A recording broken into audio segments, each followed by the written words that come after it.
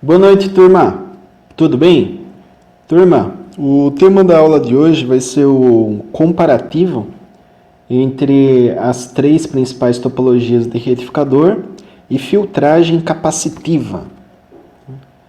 Portanto, teremos como objetivo uma tabela com os dados comparativos entre as topologias estudadas anteriormente aí para retificadores, um diagrama de blocos com os principais elementos de uma fonte de tensão regulada e um estudo inicial, do capacitor para aplicação de filtragem de tensão em fontes de alimentação. Muito bem. Então, o comparativo das topologias, nós tínhamos lá que as três topologias foram estudadas com uma alimentação de 12 volts, RMS, uma carga de saída de 10 ohms, para a parte de cálculo, e, portanto, abaixo eu trago uma tabela que demonstra esses dados que foram obtidos. Então, tínhamos lá a topologia do retificador de meia onda, com center tap, onda completa em center tap, e onda completa em ponte. Tensão elétrica, essa tensão aqui é a tensão média, vimos que o de meia onda tem uma tensão ligeiramente superior ao de onda completa com center tap, e o retificador em ponte basicamente dobra, as tensões médias desses dois primeiros. Aqui a corrente elétrica consumida em miliampere, temos lá 518 mili para meia onda, 496 mili para onda completa com center tap, corrente praticamente a mesma, nessas duas primeiras topologias, bem como a tensão. E a corrente lá em ponte batendo praticamente aí 1 ampere, Sabemos que 1000 mili equivale a 1 ampere. Então, tivemos aí uma diferença, inclusive, com relação à frequência, porque meia onda, o que acontece? Nós temos a frequência da fonte, como frequência de carga. Agora, a frequência da carga para onda completa, pode ser com center tap ou em ponte, é 2 vezes a frequência da fonte, certo? E o modelo do diodo adotado, adotamos aí um N4001 para o primeiro e segundo caso, e um N5400 para o terceiro caso, que foi retificador em ponte. Falando aí de capacitores, tipos de aplicações, já comentei em MC alguma coisa, mas retomando aí, são dispositivos cuja finalidade é armazenar cargas elétricas em suas armaduras, Então existem aí duas placas, uma placa que se carrega com referência negativa e outra com referência positiva. Ao se carregarem, acumulam energia potencial elétrica devido ao campo elétrico na região entre elas. São duas placas separadas por um dielétrico, eu já comentei lá em MCE, na aula do projeto 2, teve uma aula que eu comentei um pouco sobre capacitores, assistam novamente aquela aula. E trago aqui os modelos, nós temos o SMD, que é Surface Mounted Device, que são dispositivos montados em superfície, são os menores que tem, tá certo? São para placas de chip, por exemplo, nós temos fonte de celular, Fonte de celular vai trabalhar com capacitores pequenininhos, por quê? Porque a fonte de celular é pequena, Temos capacitor cerâmico, que é muito utilizado também em radiofrequência. Temos os capacitores eletrolíticos, que são capacitores para circuitos de polaridade, já que esse capacitor aqui tem positivo e negativo bem definido.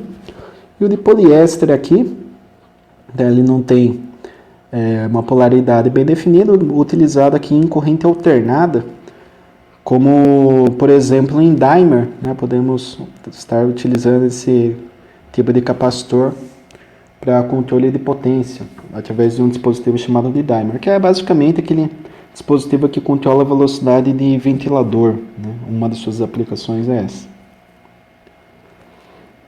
Então, falando aí de filtragem capacitiva, já entrando no tema efetivamente da aula, nós temos que, para uma fonte de alimentação, para que ela seja aprimorada, é necessário fazer a filtragem do sinal retificado para que o mesmo se aproxime o máximo possível de uma tensão contínua constante. A utilização de um filtro capacitivo é muito comum em fontes que necessitam de boa regulação, ou seja, que não permitem oscilações na tensão de saída. Os capacitores utilizados aí para essa regulação da tensão de saída são capacitores de polaridade, já que a nossa fonte vai ter um polo positivo e um polo negativo. Portanto, são utilizados aí majoritariamente os capacitores eletrolíticos, tá? Mas perceba que existem vários tamanhos e a gente vai abordar essa questão aí do tamanho, volume, peso, capacitância, nível de tensão dos capacitores para filtragem aí de fontes. Na aula de hoje a gente vai começar, né, a falar sobre esse assunto.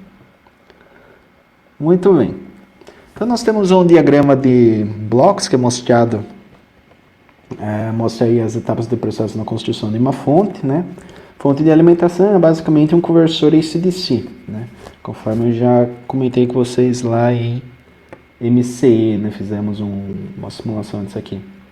A etapa a ser estudada nesse momento é uma etapa de filtragem. Então perceba, nós temos aqui o nosso transformador, a fonte, né? Então a fonte de alimentação, a gente vai plugar lá na energia, no 127 volts, 60 Hz, e vai fornecer energia para o nosso transformador, que tem essa aparência aqui. Na sequência teríamos os diodos retificadores, que são esses componentes, o filtro, né? O filtro que é baseado aqui com os capacitores, depois regulador de tensão, que é uma próxima etapa, a gente vai estudar na sequência também, após os filtros, e carga de saída, que podem ser modelados aí com resistores, tá certo? Como eu citei aí anteriormente, né, o foco da aula de hoje é o estudo de filtros com capacitor, e nesse estudo nós vamos analisar aqui, portanto, esse processo de conversão de uma onda que tem lá o seu valor máximo e toca o zero para uma onda que tem ali o valor máximo, porém não toca mais no zero. O capacitor começa a dar um suporte aqui para um valor mínimo. Muito bem, considerando um sinal de tensão elétrica com uma parcela de corrente contínua e uma parcela de corrente alternada, nós temos essa forma de onda aqui, tá? Então o DC, né, que seria esse carinha, essa linha que se torna aqui o eixo horizontal, para o nosso AC, que é o sinal alternado de tensão. Muito bem. Para esse sinal, define-se um parâmetro denominado tensão de Ripple, que mede a diferença, né, ou seja, a subtração, conforme já falei na aula de segunda-feira, entre o valor máximo e o valor mínimo do sinal CA. Tá? Então, matematicamente, a gente define o Ripple como sendo o valor máximo, portanto, esse valor aqui de cima, né, o pico, menos o valor mínimo, que seria o valor de baixo, né? A crista e o vale, né, da onda. Essa diferença, portanto, é o V-Ripple. Né? Muito bem, agora trazendo um modelamento matemático para essa problemática aí, nós temos que o capacitor será responsável por manter uma variação de tensão baixa, tá? Que seria a tensão de Ripple, conforme o seu princípio de funcionamento. Então aqui nós temos a forma de onda, né, que é mais prática, mais próxima aí, aliás, do que nós temos da nossa aplicação. Então nós temos aqui pulsos positivos, obviamente isso daqui seria um retificador de onda completa, né, porque ao final de um pulso já começa o próximo. E o capacitor, ele carrega até um valor máximo e descarrega um valor mínimo. Portanto, a tensão que partia do máximo e ia para zero, não vai mais para zero. Ela para aqui no valor mínimo, aonde já começa a carga novamente do capacitor, até um valor máximo, e ele vai descarregar para um valor mínimo, máximo, mínimo, assim sucessivamente, né? É de forma cíclica.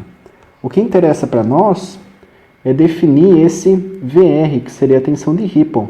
Então, essa variação para o nosso circuitinho retificador, ela vai ser controlada pelo capacitor. Mas como iremos determinar o capacitor para que ele traga para nós essa característica no circuito retificador?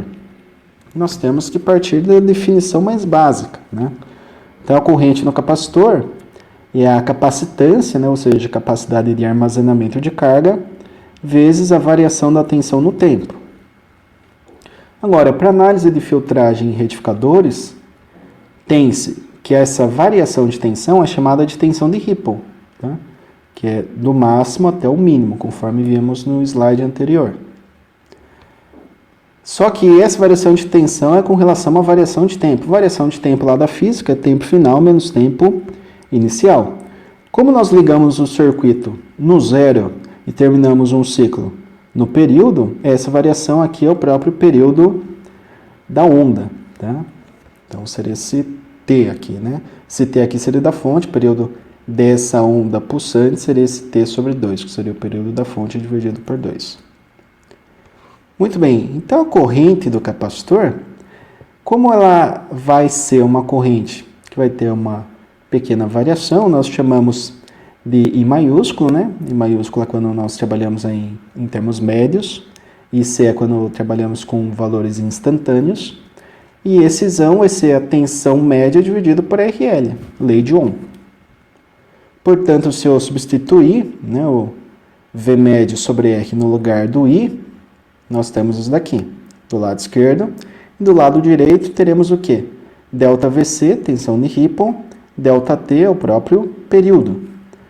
Daí passa para lá, multiplicando, vem para cá, dividindo, nós temos que o capacitor será tensão média vezes período dividido por Ripple vezes RL, ou ainda, né, a formulinha mais utilizada aí, e portanto a nossa fórmula final, tensão média dividida por tensão de Ripple vezes RL, que é a carga de saída, vezes a frequência, tá? Isso daqui é a fórmula final para determinação da capacitância de um capacitor que será utilizado para filtragem de um retificador, nesse caso aqui de onda completa, mas pode ser utilizada no retificador de meia onda, como a gente vai ver na sequência.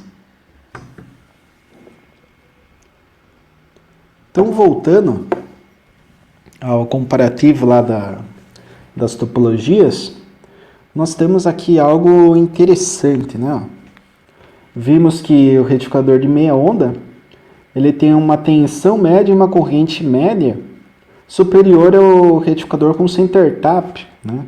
E daí você pensa, puxa, mas o retificador com center tap eu tenho que ter um transformador com centro de bobina, eu utilizo um diodo a mais, sendo que o de meia onda eu posso pegar uma fonte alternada normal, com um diodo eu já consigo um valor médio de tensão e de corrente acima do retificador com center tap. Então, por que utilizar o center tap se eu gasto mais com componentes e com complexidade, por exemplo, do que utilizar um retificador de meia onda? Nós vamos ver agora isso, né? O principal motivo está aqui, ó.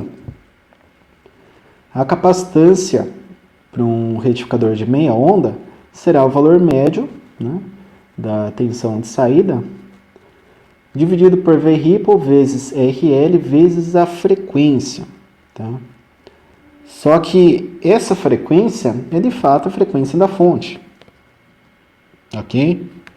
Então o que acontece? Nós temos que o capacitor aqui para um retificador de meia onda vai ser um capacitor de filtro, né, que eu chamei aqui um capacitor genérico, né, que vai ter esse tamanho, tá? Agora perceba o seguinte, quando eu parto para a análise do capacitor de onda completa, tá, que é basicamente retificador com center tap em ponte, o que acontece? Nós temos que a frequência na carga é o dobro da frequência da fonte, certo? Então vai aparecer um 2 aqui, ó. E o que acontece? Esse V médio dividido por V Ripple, VL vezes F fonte, tudo isso daqui equivale justamente à capacitância de filtro para o nosso retificador de meia onda. Só que sobra quem? Se eu comparar esta divisão com esta, quem que está sobrando aqui? É o 2 no denominador, né? Então, se tudo isso daqui é o capacitor de filtro, eu concluo que o capacitor de onda completa, ou seja, para um retificador de center tap ou em ponte, ele será o capacitor de filtro, que é o capacitor do retificador de meia onda, dividido por 2. Portanto, vai ser esse capacitorzinho aqui, ó, que vai gerar o mesmo ripple, o mesmo resultado que esse capacitor gigante para o meu retificador de meia onda.